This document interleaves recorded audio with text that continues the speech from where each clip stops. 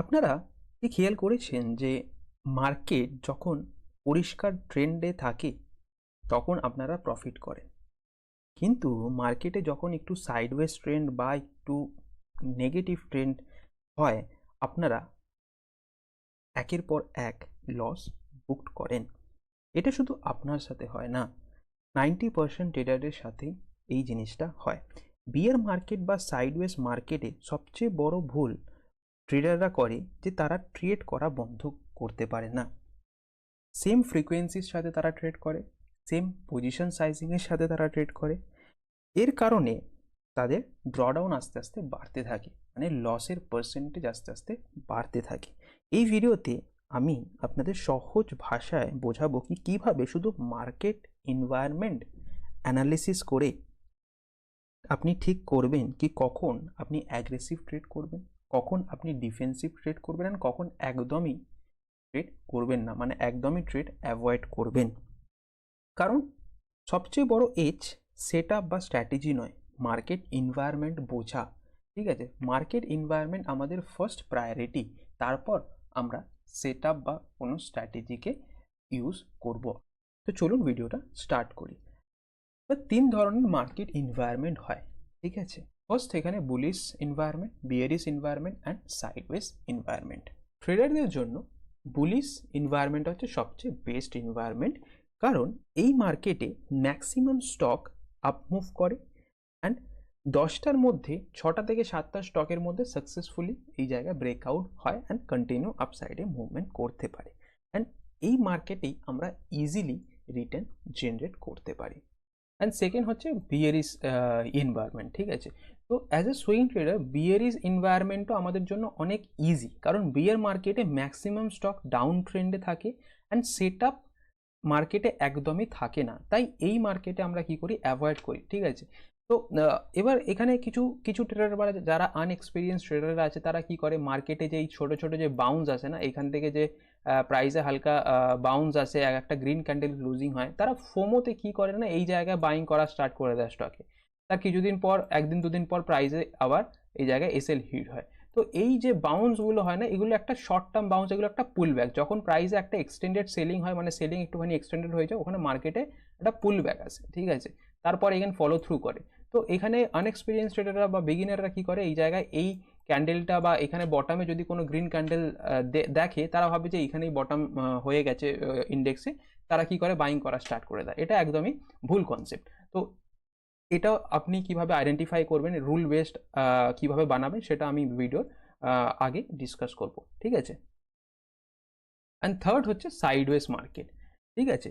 তো sideways market সবচেয়ে hard মানি environment. এই মার্কেট এনভায়রনমেন্টে আপনি সেট আপ দেখতে পাবেন, মার্কেটের মধ্যে আপনি দেখতে পাবেন কি ডেলি আপনি সেট আপ একটা দুটো সেট আপ দেখতে পাচ্ছেন, ঠিক আছে। বাট ওই সেট আপগুলো ম্যাক্সিমাম কী হয়, ফেল হয়, ঠিক আছে। ব্রেকআউট করার পর ফলো থ্রু বাইং আসে না, ঠিক আছে। একটা সাপোজ একটা প্রাইস এখানে কনসলিডেশন করছে, কনসলিডেশন করার পর ব্রেকআউট তো হলো, বাট ব্রেকআউট হওয়ার পর ফলো থ্রু হলো না, ঠিক আছে। ওই স্টকটা কী করলো, এই জায়গায় কনসলিডেশন করার পর এগেন কিছুদিন পর ফেলিয়ার হলো, আপনি এখানে বাই করলেন, ঠিক আছে, ব্রেকআউটে বাই করলেন, আর এখানে কী করলো, এসএল হান্ড হলো। এবার এর সংখ্যা সাইডওয়েজ মার্কেটে অনেক বেশি থাকে, ঠিক আছে। তো এই জায়গায় কী হয়, ম্যাক্সিমাম স্টক কী করে, ফেল হয়। 10টা স্টকের মধ্যে একটা স্টক চলে, দুটো স্টক চলে, ঠিক আছে, আর বাদ বাকি সব ফেল হয়। তো যেহেতু আমরা স্টকে ব্রেকআউট দেখতে পাচ্ছি, স্ট্রং ব্রেকআউট যখন আমরা দেখতে পাই, তখন আমরা ডেলি ব্রেকআউট স্টকগুলোকে বাই করে নিই। অ্যান্ড স্টকগুলো কী করে, কিছুদিন পর এসএল হিট করে, ঠিক আছে। তো আস্তে আস্তে আমরা কি করি, আমাদের ড্রডাউন বাড়াতে থাকি, ঠিক আছে। মানে ড্রডাউন মানে কি, আমাদের লস পার্সেন্টেজ আস্তে আস্তে বাড়তে থাকে, ঠিক আছে, বিয়ারি সাইডওয়েজ মার্কেটে। কারণ সেটাও আমরা দেখতে পাই, ওই জন্য আমরা যেন না মিস হয়ে যায়, ঠিক আছে, এই মুভটা, সেই কারণে আমরা ওখানে ব্রেকআউটের ট্রেড নিয়ে নিই। অ্যান্ড 2-3 দিন পর আবার ওই স্টকটা কী করে, আমাদের এসএল হিট করে, অ্যান্ড এসএল হিট হতে হতে আস্তে আস্তে আমাদের ড্রডাউন বেড়ে যায়। অ্যান্ড একটা সময় ড্রডাউন এতটাই বেড়ে যায়, যখন মার্কেট এনভায়রনমেন্ট ঠিক হয়, মানে মার্কেট বুলিশ মার্কেট হয়, তখন এই লসটা রিকভার করতেই আমাদের অনেক সময় চলে যায়, অ্যান্ড ওভারঅল আমরা সেম জায়গায় বা কোনো রিটার্ন ওভারঅল জেনারেট করতে পারি না মার্কেটে। তো আমাদের আগে বুঝতে হবে যে কোন মার্কেট এনভায়রনমেন্টে আমরা অ্যাগ্রেসিভ ট্রেড করব, কোন মার্কেট এনভায়রনমেন্টে ডিফেন্সিভ ট্রেড করব, আর কোন মার্কেট এনভায়রনমেন্টে একদমই ট্রেড অ্যাভয়েড করব। তো আজকের ভিডিওতে আমি সিম্পল দুটো রুল, ঠিক আছে, ডিসকাস করব। এই দুটো রুল যদি আপনি ভালোভাবে ফলো করেন, তাহলে আপনার যে লস হচ্ছে, ম্যাক্সিমাম লস যে সাইডওয়েজ মার্কেটে বা বিয়ার মার্কেটে হচ্ছে, সেই লস অনেকটা কমে যাবে। ঠিক আছে, তো ফার্স্ট রুল হলো সেট আপ বা স্টকের ফিডব্যাক আমরা নেব। ঠিক আছে, এবার স্টকের ফিডব্যাক মানে হচ্ছে মার্কেটে বা আপনার ওয়াচ লিস্টে যেসব স্টকের লিস্ট আছে সেই লিস্টের কি করবেন, একটা ফিডব্যাক নেবেন। ঠিক আছে, এবার আপনি যদি দেখেন যে স্টকে কি হচ্ছে না, মার্কেটে এই জায়গায় যদি স্টক কি করে একটা স্ট্রং মোমেন্টাম আপনি দেখতে পাচ্ছেন যে হ্যাঁ অনেক স্টকে এরকম স্ট্রং মোমেন্টাম দেখতে পাচ্ছেন, প্রাইস বেশিরভাগ স্টক উপরের দিকে যাচ্ছে। ঠিক আছে, ব্রেকআউট অনেক সাকসেসফুল হচ্ছে, আফটার ব্রেকআউট কি করছে, প্রাইস এই জায়গায় ফলো থ্রু মুভমেন্ট দিচ্ছে। ঠিক আছে, এই সব স্টকের সংখ্যা যখন দেখতে পাবেন বেশি, তখন আপনি বুঝতে পারবেন যে এই ইনভায়রনমেন্টটা ভালো ইনভায়রনমেন্ট, মানে বুলিশ ইনভায়রনমেন্ট, ক্লিন ইনভায়রনমেন্ট। তো এই মার্কেট ইনভায়রনমেন্টে আপনি অ্যাগ্রেসিভ ট্রেড করতে পারেন, কারণ বুলিশ মার্কেটে কি হয় না, অ্যাগ্রেসিভ এই জায়গায় মানে মোমেন্টাম থাকে একটা স্টকের মধ্যে। ঠিক আছে, স্টক এখানে কন্টিনিউ আপসাইডে মুভমেন্ট করে উইথ ভলিউম এই জায়গায় অনেক বাড়ে। ঠিক আছে, আবার কনসলিডেশন করার পর এটা কন্টিনিউয়েশনও আমরা দেখতে পাই বুল মার্কেটে। ঠিক আছে, তো এরম সিচুয়েশন যখন অনেক স্টকে দেখতে পাবেন, ঠিক আছে, আপনার ওয়াচ লিস্টে আপনি দেখতে পাচ্ছেন যে হ্যাঁ অনেক স্টকে কন্টিনিউ বাইং আসছে উইথ ভলিউম অ্যান্ড ব্রেকআউট করার পর এখানে ফলো থ্রু বাইং হচ্ছে। ঠিক আছে, তো ওই ইনভায়রনমেন্টটা আপনি বুঝতে পেরে যাবেন যে হ্যাঁ এটা একটা ভালো ইনভায়রনমেন্ট, গুড ইনভায়রনমেন্ট ফর বায়েবল।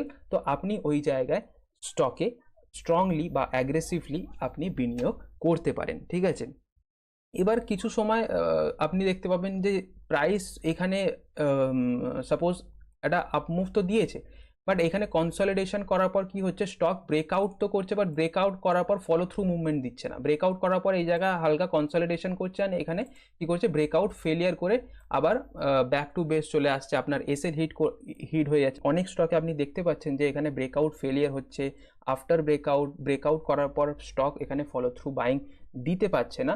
ওই জায়গায় আপনি একটুখানি সতর্ক হয়ে যাবেন কি হ্যাঁ এই মার্কেট এনভায়রনমেন্টটা অত ভালো না, এই মার্কেটে কি হচ্ছে, এখানে ব্রেকআউট সাস্টেন হচ্ছে না।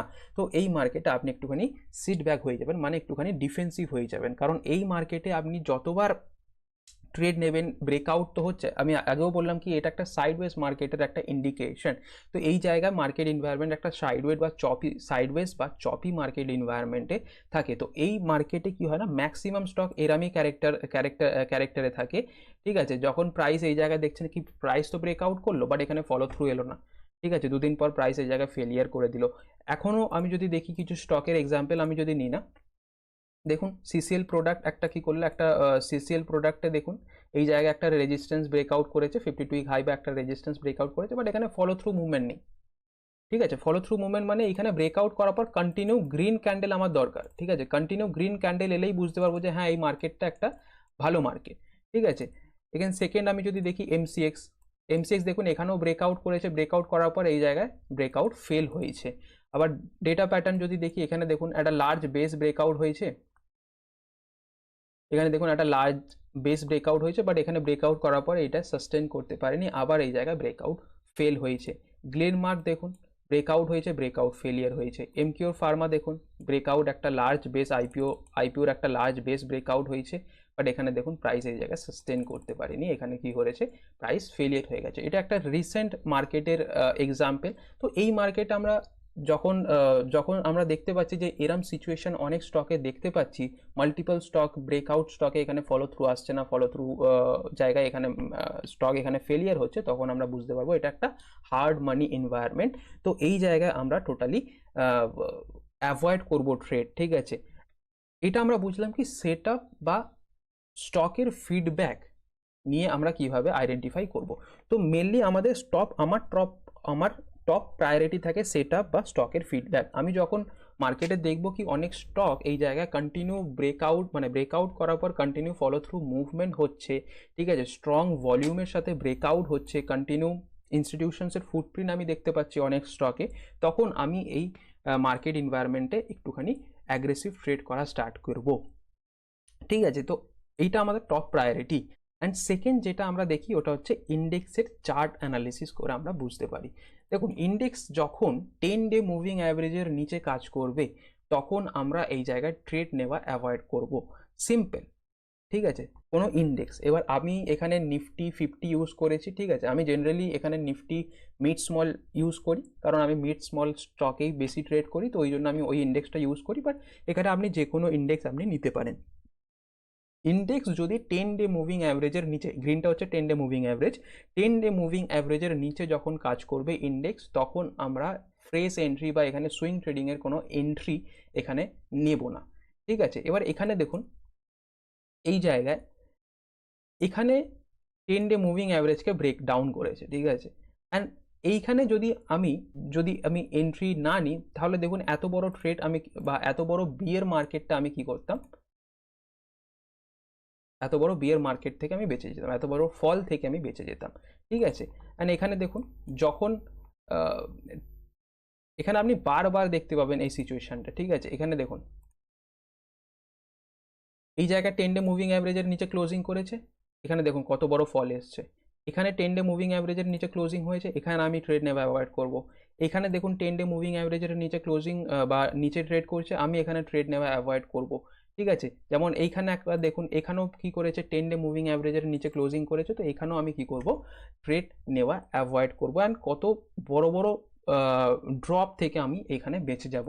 তো আগেও এরম সেম সেম জিনিস এখানেও দেখতে পাবেন কি এই জায়গায় যখন 10 ডে মুভিং অ্যাভারেজের নিচে এখানে এসছে ইন্ডেক্স, তখন আমরা কি করব, ট্রেড নেওয়া এই জায়গায় বন্ধ করে দেবো। আপনি ব্যাক টেস্ট করেও দেখতে পারেন এই জিনিসটা, আপনি বারবার এই জিনিসটাই দেখবেন কি যখনই 10 ডে মুভিং অ্যাভারেজের নিচে স্টক বা ইন্ডেক্স ট্রেড করছে, তখন এই জায়গায় ম্যাসিভ কোনো মুভমেন্ট হয় না, সবসময় এই জায়গায় বেশিরভাগ টাইমে এখানে ফেলিয়ারই হয়, আর ওখান থেকে বড় বড় একটা সেলিং আসে, ঠিক আছে। এবার এই সব সেলিং দেখুন না, কত বড় বড় সেলিং এসছে। আমি যদি এখান থেকে বাইং করা বন্ধ করে দিই, তাহলে দেখুন এখানে আমি অলমোস্ট 10%-এর একটা ড্রপ বা 10%-এর একটা কারেকশন থেকে বেঁচে গেলাম, ঠিক আছে।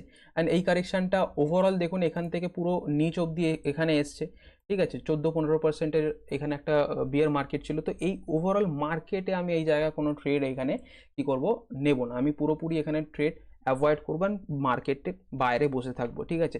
তো আমি যদি এখানে দেখি না, আমি এখানে কি করেছিলাম, এই মার্কেট এই যে পুরো ফল হয়েছে, আমি এই পুরো ফল থেকে কি করেছি, বেঁচে গেছি, কারণ আমি এখানে সেম লজিক এখানে এই মার্কেটে ইউজ করেছি কি আমি এই সব লেভেল থেকে মার্কেট থেকে বাইরে, ঠিক আছে। এই যে লেভেল এখানে 8 জানুয়ারি 2026-এর যে ক্যান্ডেলটা আমি দেখতে পাচ্ছি, এইখানে বা এইখানে কোথাও থেকে আমি এই 2-3 দিনের মধ্যে থেকে আমি মার্কেটে একদমই ট্রেড নেওয়া বন্ধ করে দিয়েছি, কারণ মার্কেট 10 ডে মুভিং অ্যাভারেজের নিচে কাজ করছিল, অনেক সেট আপও কাজ করা বন্ধ করে দিয়েছিল, অনেক সেট আপ ফেলিয়ারও হচ্ছিল, কারণ এইটা একটা চপি মার্কেট ইনভায়রনমেন্ট ছিল, দেখতে পাচ্ছেন এটা একটা সাইডওয়েজ মার্কেট ইনভায়রনমেন্ট ছিল। তো এই পুরো ইনভায়রনমেন্টে আমি হার্ডলি অনেক কম ট্রেড নিয়েছি, ঠিক আছে। মানে অনেক কম ট্রেড নিয়েছি, যেগুলো আমার কনভিকশন অনেক হাই ছিল, সেই স্টকগুলোতেই আমি ট্রেড নিয়েছি, ঠিক আছে।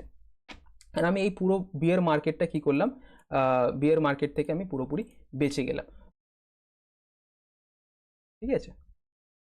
এবার এটা তো বুঝলাম আমরা কোথায় ট্রেড নেব না, ঠিক আছে। অ্যান্ড এবার আমরা ডিসকাস করবো কোথায় আমরা অ্যাগ্রেসিভ হব, কোন জায়গায় আমরা ট্রেড নেওয়া স্টার্ট করব। এবার সেম আমরা সেট আপকেই প্রায়োরিটি দেব, যখন ওয়াচ লিস্টের স্টক, ঠিক আছে, বা এই জায়গায় আমাদের সেট আপ কাজ করা স্টার্ট করবে, মানে এই জায়গায় অনেক স্টকে আমি দেখতে পাচ্ছি যে ফলো থ্রু বাইং হচ্ছে, ব্রেকআউট এই জায়গায় সাকসেসফুলি ব্রেকআউট হওয়ার পরে এখানে ফলো থ্রু বাইং আসছে, সেট আপ খুব কাজ করছে, মানে এখানে ব্রেকআউট করার পর এই জায়গায় একটা রেঞ্জকে ব্রেকআউট করার পর এই জায়গায় কন্টিনিউ ফলো থ্রু মুভমেন্ট আসছে, ঠিক আছে। এরম স্টকের সংখ্যা যখন বেড়ে যাবে, তখন আমি কি করব, এই জায়গায় আমি বুঝতে পারবো যে এটা একটা খুব ভালো মার্কেট এনভায়রনমেন্ট আছে, তো এই জায়গায় আমি একটুখানি অ্যাগ্রেসিভ হতে পারি। আর একটা জিনিস আমরা দেখবো কি এই জায়গায় যখন 10 ডে মুভিং অ্যাভারেজের উপর কোনো ক্যান্ডেল ক্লোজিং হবে, ঠিক আছে, 10 ডে মুভিং অ্যাভারেজের উপর যখন ক্যান্ডেল ক্লোজিং হবে অ্যান্ড সাস্টেন করবে, তখন আমরা এই জায়গায় ট্রেড নেওয়া স্টার্ট করব। এবার এই নয় যে একটা ক্যান্ডেল 10 ডে মুভিং অ্যাভারেজের উপরে, সাপোজ এখানে একটা 10 ডে মুভিং অ্যাভারেজের উপর ক্যান্ডেল ক্লোজিং হলো অ্যান্ড কালকে গিয়ে আমি এখানে ট্রেড নেওয়া স্টার্ট করে দিয়েছি, এটা একদমই না। তো আমাদের ফার্স্ট প্রায়োরিটি, আমি আগেও বললাম কি ফার্স্ট প্রায়োরিটি আমাদের সেট আপ থাকবে। যদি মার্কেটে সেট আপ খুব ভালো চলছে, অনেক স্টকে আমি ফলো থ্রু বাইং দেখছি, ইনস্টিটিউশনস ফুটপ্রিন্ট আমি দেখতে পাচ্ছি, মোমেন্টাম আমি স্টকের মধ্যে দেখতে পাচ্ছি, তার তারপরে আমি কি করব, ইন্ডেক্সকে অ্যানালিসিস করব কি ইন্ডেক্স যদি 10-এর উপরে থাকে তাহলে আমি ট্রেড নেব। এই সিম্পল রুলটা যদি আপনি ফলো করেন তো আপনার ম্যাক্সিমাম যে লস হচ্ছে বিয়ার মার্কেটে বা সাইডওয়েজ মার্কেটে এটা পুরোটাই কমে যাবে। তো আজকের ভিডিওতে এইটাই আমরা ডিসকাস করার ছিল, ঠিক আছে? অ্যান্ড যদি এই ভিডিওটা হেল্পফুল লাগে তাহলে অবশ্যই ভিডিওটাকে লাইক, শেয়ার অ্যান্ড সাবস্ক্রাইব করে দেবেন চ্যানেলটাকে। অ্যান্ড এই কনসেপ্ট রিলেটেড যদি কোনো কোয়েশ্চেন্স থাকে অবশ্যই কমেন্ট বক্সে জানাবেন। Thanks for watching.